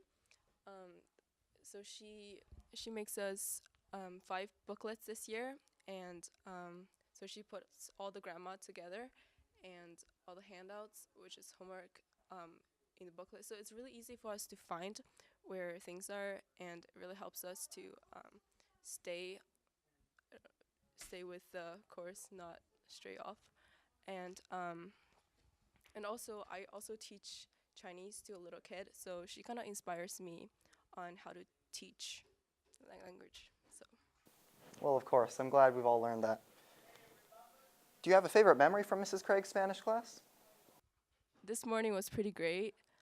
The Indian guy that called her, he said he was from the Microsoft company, and he tried to install a virus on her computer, and she just played with him, like talked for like 30 minutes. So that was pretty great. That was pretty funny. Well, what do you think is going to happen after Mrs. Craig eventually retires and moves on? I think when Mrs. Craig leaves, I'll be really sad for the classmen who are not going to have her, because she's a really great teacher, and she's really strict. So I think that, well, it really helps you to learn if the teacher is strict, and I don't think anyone's going to be as good as her, and the other kids are not going to learn really good Spanish. And finally, Jenny, what is your favorite part about Spanish class? My favorite part about Spanish class is that, well, I get to learn Spanish. I guess that. And I really like Mrs. Craig because she's funny and she's really strict, so she's a good teacher. Well, thank you, Jenny. Thank you. Thank you. Thank you, Matthew.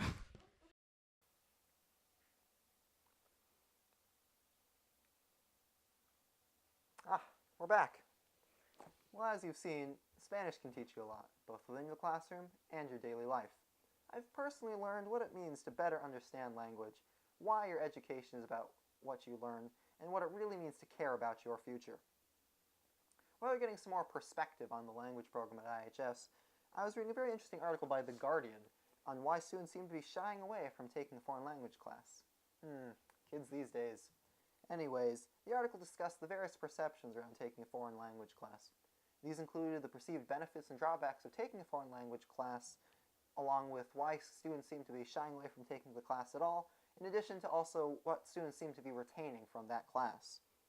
To me, this data is rather disappointing. Mrs. Craig has always put so much emphasis on continuing from Spanish 3 honors all the way up to AP. You start to truly understand what it means to communicate and be fluent. You no longer have to simply walk into a restaurant on the other side of the world, point to something on the menu and say, I want. You can actually have a conversation. Entonces, for all you lovely audience members out there, please remember, we're not alone in the world, and English is not the most widely spoken language in the world. Universal translators solely exist within Star Trek, and they're not something you're going to find ever out here. You must learn a second language. So please, learn one. I'm Matthew Lynn, and I'll see you next time. Greetings. When most think of high school, the standard subjects such as math, science, English, and social studies come to mind. However, at Ithaca High School, students have a wide variety of interesting electives from multiple other departments to choose from. The Technology Education Department is one of those departments. I think it's really important on many different levels. Myself being a student that went through high school with a strong technology program, I'm here today because of that program. You know, it was something that kept me in high school. It was something that got me excited about going to school each day, and it was what I ended up doing for the remainder of my career, going back and kind of giving back to the students as well. So from a personal level, I think it's a really important piece. As far as a societal need, you know, that's where the jobs are currently being built, is with a higher level degree of a technical field.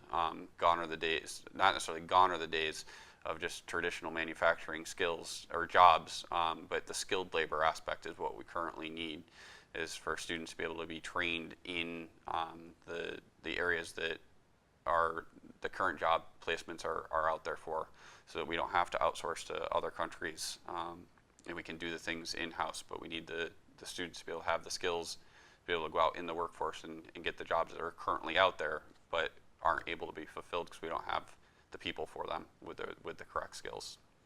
One of the big things within our classes is group work and project management and working on long-term projects, and that's something that you don't necessarily get in many other courses, is the opportunity to work on a project that might take you 2, 3, 4 weeks to be able to complete in a group setting, and working with other students. And that group dynamic and being able to collaborate with other team members is one of the important skills that we teach in our courses, and it's something that carries on in almost any profession that you'll go into. Working in a vacuum by yourself is a very rare thing to have happen, and being able to communicate and get through some of the ups and downs of having to work with other people is a very important skill to be able to learn in high school. It has changed so much even since I started teaching.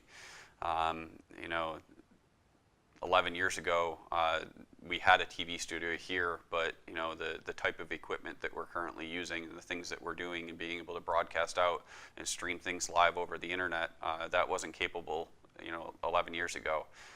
Some of the equipment that we've currently brought into the high school in the last few years was unattainable in terms of the price point of it. So there's a lot of things that have changed in a relatively short time recently.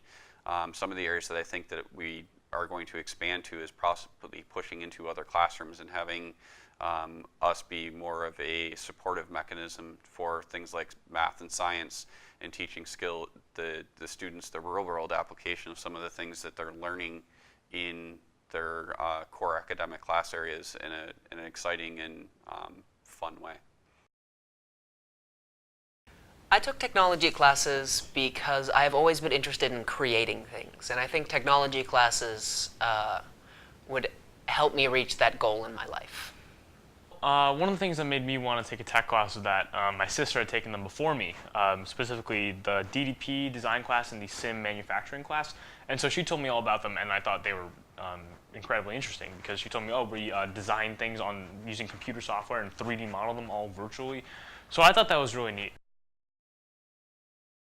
I've been involved with the technology department since, the technology department at the high school since freshman year. Let's see, so I've taken all of the Project Lead the Way classes, so that's DDP. Design and Drawing for Production. SIM. Computer Integrated Manufacturing. DE and POE.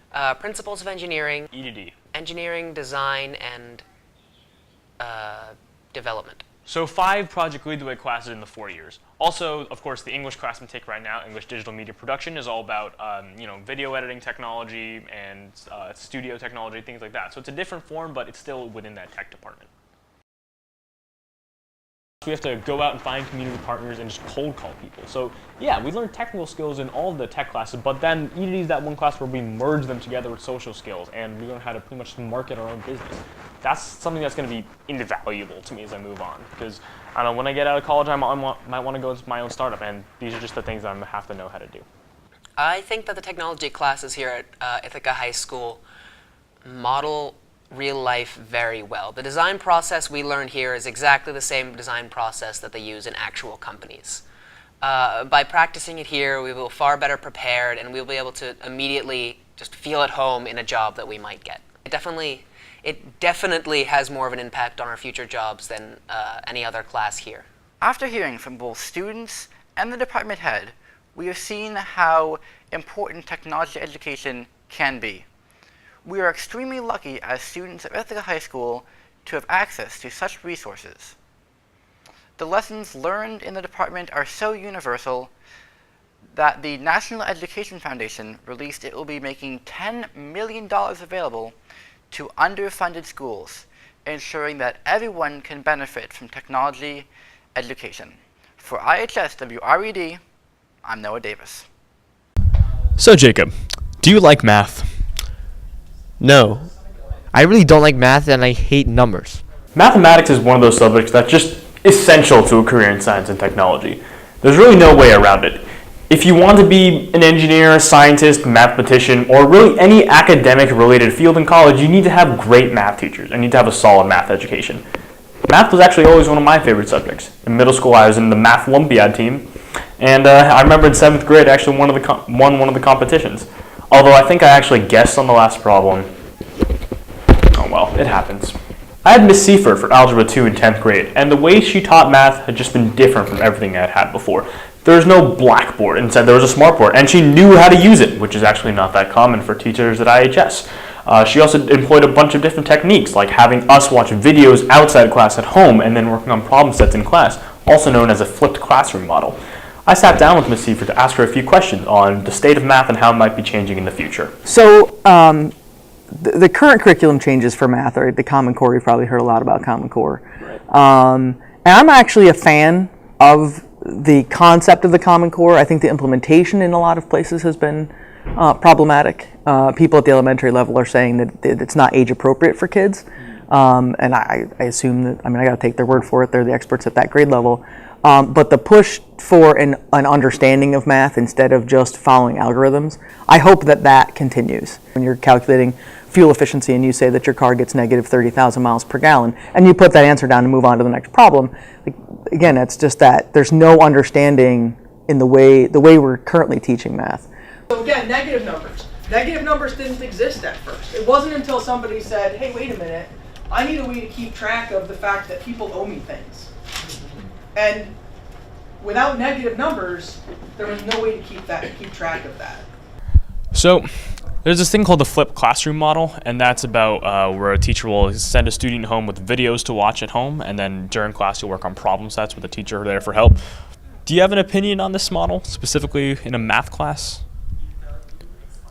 I'm not a huge fan of the model because I think that teaching is a pretty big part.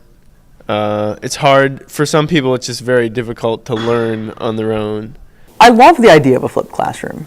There are some problems with it, right? Because of course, if you have kids who don't have internet access at home, that's problematic. So it kind of depends on the courses that you teach, right? Because the higher the level of the course, the more likely it is kids are going to have internet access at home, right? So that's just, that's a problem with our education system, that if you look at the socioeconomic breakdown of different courses, kids in the lower level courses tend to come from poorer homes, and kids in upper level courses tend to come from wealthier homes. So, when I taught Honors Algebra 2 AB, I did a little bit of the thing. I didn't totally flip the classroom, but I would assign videos so that we could come in and just kind of start right in. And it's great because you can make way more effective use of class time, and the fact that you're there and can go around and help. But that relies on kids having internet access. And so, with something like intermediate algebra, it's not, I survey at the beginning of the year to see who has internet access and who doesn't, to see if that's even a possibility. And there's usually just enough kids in the intermediate algebra classes that don't have internet access at home that we can't really do that. But I never truly flipped the classroom. I would just say, hey, there's a 5-minute video, I'll check that out. And when you come in, we're going to start off by doing some examples. And I'd do that in Algebra 2. The beginning of the year, we did it more, a couple times a week, probably. I understand how stuff you learn in calculus can be useful in your life, but I don't see how pre-calc can be any use in your life.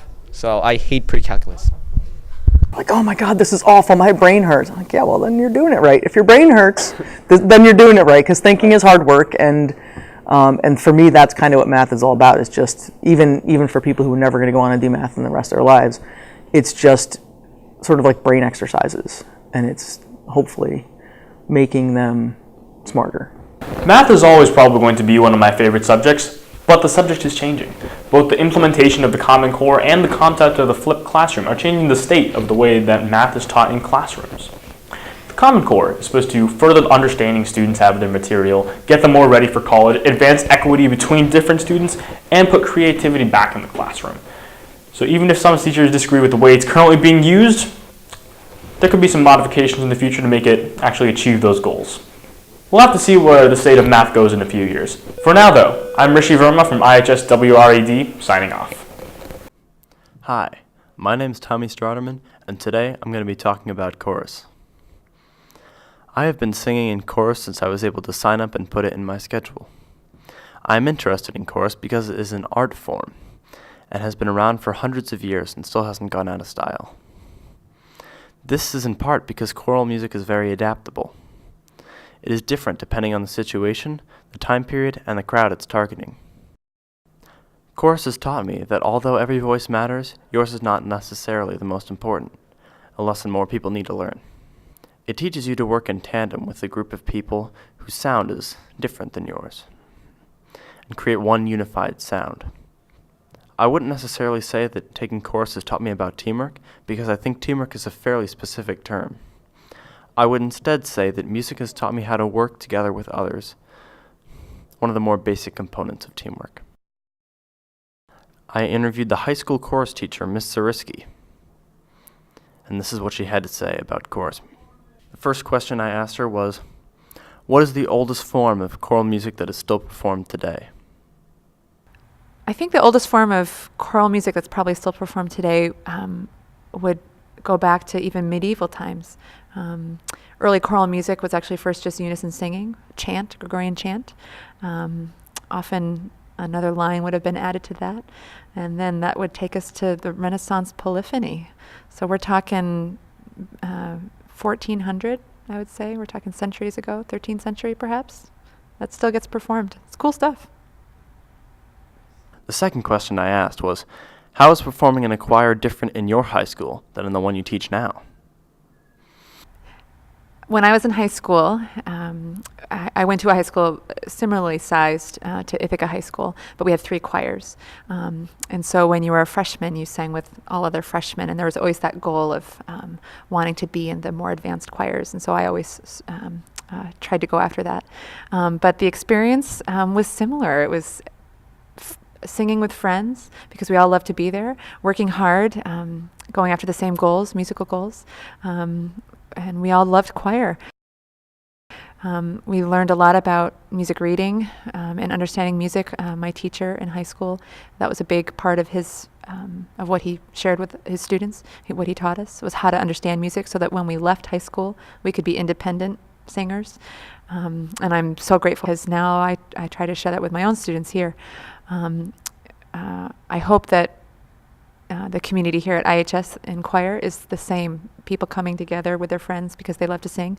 We'll still work hard. We'll still learn about music reading, but enjoy the power that is voices coming together for the same purpose. The third question I asked was, how often does the field of choral music change? How often are new techniques developed that affect you and your students? So when I was in high school, my choir teacher was near the end of his teaching career, close to retirement.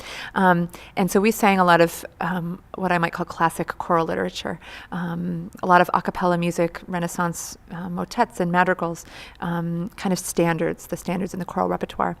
But when I got to college and beyond, my eyes were opened to a wider world of choral music, multicultural music, music from around the world, folk music, and even pop music, and how that has a place even in the kind of choral canon, music that's available for young people to be singing.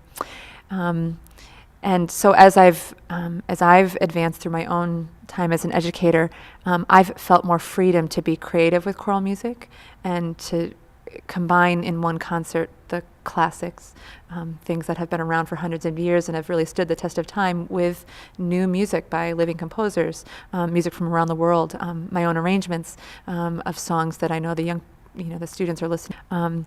And the thing that helps me see how choral music is changing and what's possible is seeing what other choirs are doing, whether they're other high schools, other colleges. There are wonderful choral conventions for educators and choir teachers that happen every year in many places across the country, and they're full of performances, choirs that are invited to go and share what they're doing. And so it's a really wonderful professional community of choral music educators and conductors, because we share ideas, and the people I'm most inspired by are the ones who are creative and think outside the box, while still always paying homage to why we do this in the first place and where choral music really started. The next question I asked was, do you know what kind of research is currently being done in the field of music to further its performance and our understanding of music?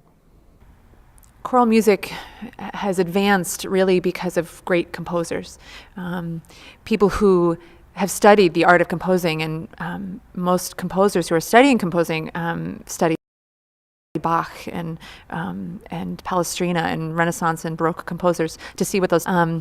But they also, I find great composers also can find great text. I think some of the best choral music out there is paired perfectly with great text, and so I think choral music is advancing and progressing.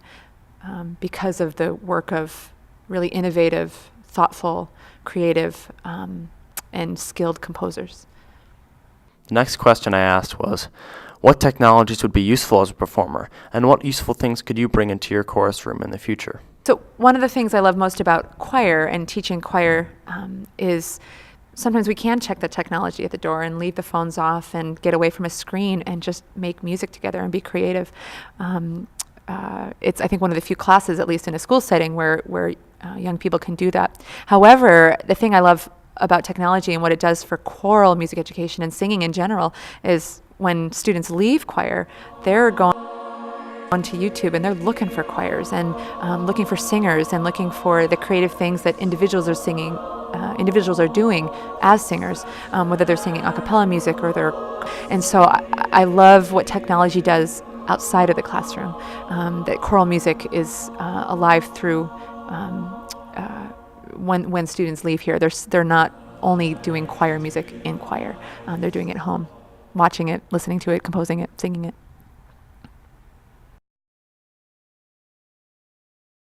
Okay, we are filming because I see the red light, right? You didn't tell me this was going to be a test.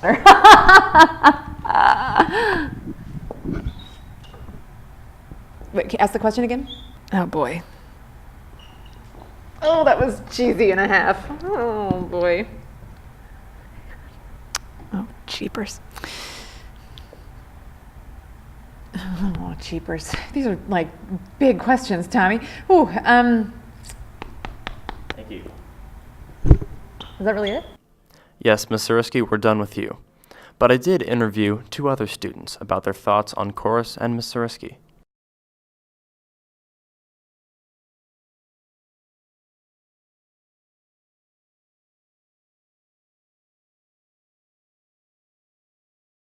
In sum, Ms. Suriski told us that the future of choral music solely lies in the hands of composers. As composers develop new song styles, choirs will have to adapt to these changes. These adaptations represent the future of choral music. According to Tom Lamont, the skills of performing and the skills of coding are now becoming more intertwined. Choral music is thought of as a field where advancements are few and far between. But as technology advances, it seems choral music will follow in its footsteps.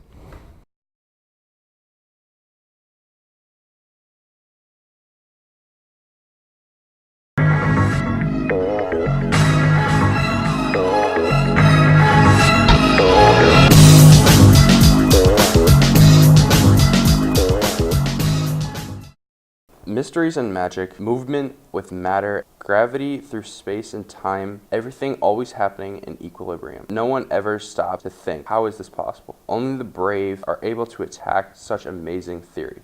I'm Will Rudan. I took AP Physics my junior year of high school. Many teachers before this class told me I would be most interested in learning the way the world works and all the mysteries and theories of it. That class was very interesting. I really liked learning the cool and interesting topics no one really knew about, like dark matter and the creation of the universe through time. Through this, I wonder what the teacher has to go through.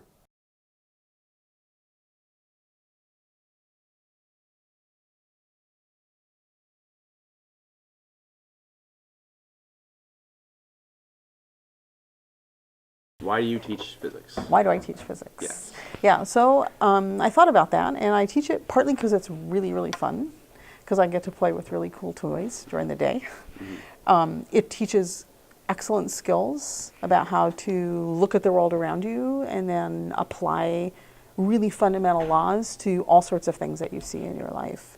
I think it sets people up for really, opens up lots of career options and other options for them. Right. Yeah, so it's a great skill builder too. Yeah, applies to everything. It's really useful, and it's beautiful. What interests you most with the subject of physics? What interests me most? So I really love mechanics because it's all around us and it's not abstract. So everything we're doing and seeing around us, we see it all the time. That's really nice. But there are other topics that really fascinate me, like optics I find really fascinating. There's so much to it, a lot that I don't fully understand. Things like the modern physics, some of the stuff coming out about the Higgs boson, I mean, it's just really fascinating to learn about it. Cosmology, the beginnings of the universe, it's amazing. How does the technology today help you in this class? One thing is we have all these nice graphing programs now. In fact, we have probeware, so we can, for instance, have a probe that will record force and actually graph it for us, say graph force over time or over displacement. And so that can sometimes free people up to do the analysis instead of spending so much time on the graph, making the graphs by hand. So you have to know how to make the graphs by hand, so we always do that. But then once you do that, it's really nice to have that piece not be so tedious, so you can focus on the analysis. Hi, I'm Alex Wolzanski here for IHS TV. A great teacher makes or breaks English class. Depending on the instructor, it can be one of the most boring classes ever, or it can be incredibly exciting. Jeffrey Miller is one of those teachers that makes it incredibly exciting. He's a relatively new teacher here at Ithaca High School, but has quickly made a name for himself as being one of the cool teachers. He's a supervisor of both the Swiss and Model UN clubs, and is a teacher of English 11, English 10 Honors, and English 9. Students love Miller's character and personality. He relates to them well, knowing when a subject or book is too difficult, boring, or irritating to get through. I remember once when we were reading the Introduction to the Scarlet Letter, we got halfway through it and he threw up his hands in exasperation, announcing that it was too tedious to continue. We were relieved, as we disliked the tiresome preface to the book. Mr. Miller does more than relate to his students through reading with them. He is a teacher that likes to incorporate technology into his classroom. Often, Miller's classes will listen to podcasts and write about them, or maybe they will go outside and take pictures to help them write a piece on the outdoors. One of his popular ideas is to have students find songs that relate to a certain topic. Mr. Miller has improved the dynamic of English class in the high school by really relating to the students and their problems, as well as integrating technology into the classroom as much as possible. I had the opportunity to speak to Mr. Miller in person about his subject and his teaching methods. I remember once in your class where we were reading the Scarlet Letter introduction, and it ended up being a little dry.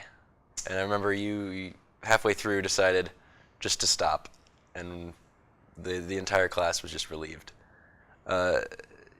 You relate to the students really well, and how important do you really think that connecting to your students like that is? Well, I remember that pretty well. I think that's like, I can't tell that story to anyone in the English department because they'll think it's like sacrilege. It's everything. I want to know what a student responds to, what their interests are, so that they can feel comfortable, so that they can trust me and tell me what's going on. If there's a problem, then it's a lot easier to talk about a solution if we understand and respect each other. And it makes the classroom environment like a lot more fun. So that's kind of what I go for. I like to have fun. You integrate a lot of technology into the classroom. You have students listen to podcasts, and they take pictures outside. They find songs that relate to topics at hand. How do you feel this adds to the experience of English class? Oh, good. I'm glad. Yeah. I think we're surrounded by language. And language doesn't, these days, only come in one package. And as readers, as writers, as creative individuals, we have to be able to look around us and see language all around us and being able to use it and incorporate it into our lives. You know, and so I think that technology, you know, we live in a really exciting time where there's so much technology, there's so much content available to us that it's important that we find ways to use it. And a big thing for me is that students don't just like read things, but they write things. They don't just listen to things, but they create things. So I try to make it a creative room, a creative place. So you have to have inspiring things. You have to have music. You have to have photography and the arts and podcasts and film and novels and essays. And you have to be surrounded by all of language. Okay. So what do you think can be done besides the integration of technology to make English class more relevant to students now and in the future? That's a really difficult question. You have to find a way to make it have an impact. So an essay can be a very powerful thing. An interview can be a very powerful thing. Reading a classic novel can be a life-changing thing. I think that if you teach a book, you can teach a book really well, or you can teach a book really poorly, and the student is going to feel that for the rest of their life. They're going to remember how they felt in that class.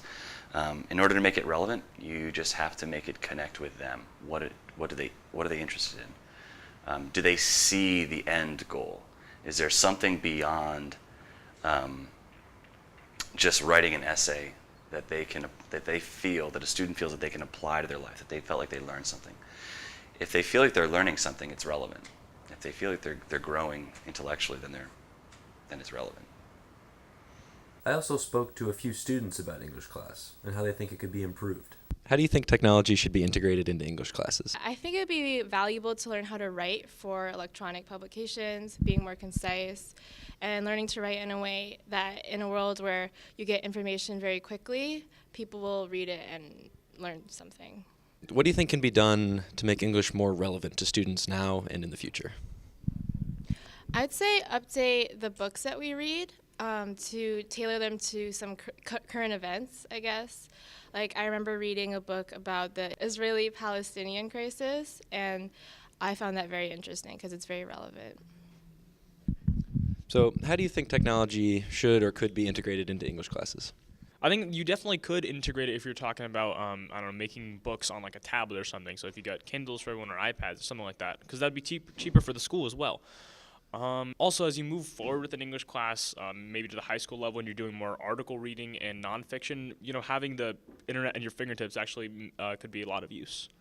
So how do you think English classes can be made more relevant to students now and in the future?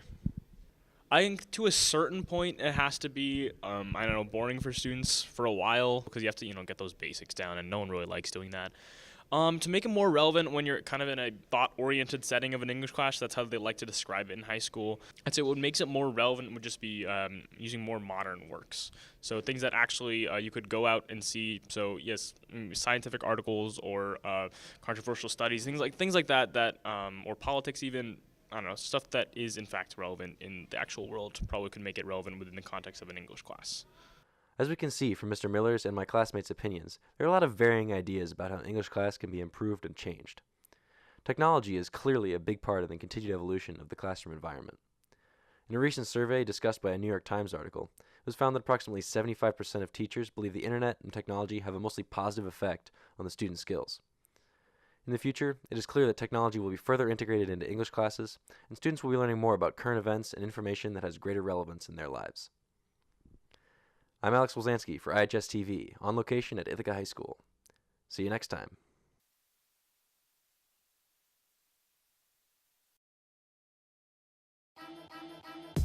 How often do you sit in math class, wondering when you will need to know how to integrate or derivate the cosine of x in order to commute to work or pay taxes?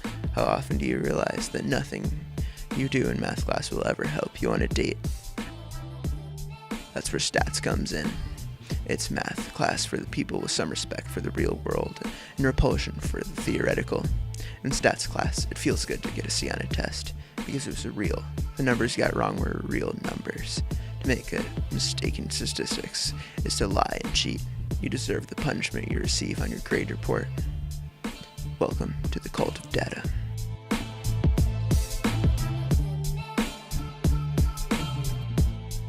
It's definitely gotten a lot more important, I think, even in the last 10 years, just with the quantity of data that is around us. Like, big data, I think, is kind of the term that is thrown around right now, with all of the different, with all the information that you can gather about a person or about a thing, all of the things that they like on Facebook or that they talk about on Twitter, the purchases that they make on Amazon or with their credit card in general, looking at voting trends and things like that. Just as the field has continued to develop, statisticians have been able to pull off more and more impressive feats. I don't know if you've heard of Nate Silver. He's a fairly well-known statistician. He gained a lot of fame in I believe it was the 2012 presidential election, or it might have been the 2008 presidential election, where he essentially predicted exactly the outcome, down to how each state would go for the presidential public polls. By looking at polling data and making predictions, he was able to, with rather almost precognitive accuracy, be able to predict what would happen. And it was purely with statistical tools. I like the applicability of it, the fact that you can always, I think, see the use of what we're doing in class just about every day. I like to say that sometimes if you're ever wondering, when am I ever going to need this, you're not really thinking hard enough. The fact that everything that we do has a connection to some real world, very immediate real world application is refreshing for a math class. We wanted to see if people thought a better brand of chips tasted better just because of the brand name. So we got Tops sour cream and onion chips, and we put them in 2 bags that looked the same. And then we told them one bag had Tops chips and the other bag had Lay's chips, and then we asked them which one tasted better. What was the conclusion to that? Inconclusive results. Oh, that's too bad. Yeah. And what about the final project? The final one, we did a test on whether people remembered things better if they were looking at pictures or if they were looking at words. How did you go about doing that? We had a table of pictures, and then we had a table of words, but the pictures and words were the same thing, except it was a picture of the word. And then we see which list people could memorize. Recite back to you? Okay. So, yeah, we found that people could memorize the pictures more easily. And one time when Eric, a senior in our class, tried to fall asleep, Mr. Kirk wanted us to walk out of class to see what would happen, but unfortunately he woke up before we all got out. So that just shows he's kind of a goofy guy. It was probably my favorite AP class. Well, actually, I mentioned Nate Silver before, and he had actually just recently published a bit of an expose talking about how in the lead up to a public opinion, to an election, public opinion polling groups will start to kind of narrow in. I mean, different polling companies will come up with different numbers for who they think, what percent of the vote the winner will get, but they tend to become less spread out as you get closer to the election, which in one sense makes sense, that people will have more closely made up their mind, but it actually, what the article ended up illustrating was that they're less spread out even than you would expect given random normal sampling variation. So he was suggesting then that a lot of these polling groups not necessarily are being fraudulent, but he used the analogy of like putting their thumb on the scale to like kind of even out something that should be, that they feel is an improper result, which is a perfectly reasonable consequence of statistical variation. Another answer to your question of how has statistics changed, I'm seeing it being implemented more and more in the kind of core math curricula. It used to be pretty self-contained, and you would have a little bit of statistics talking about mean, median, mode, and histograms, and line of best fit, and scatter plots, and things like that in Algebra 1 or Algebra 2. Algebra 2, you learn about standard deviation and things like that.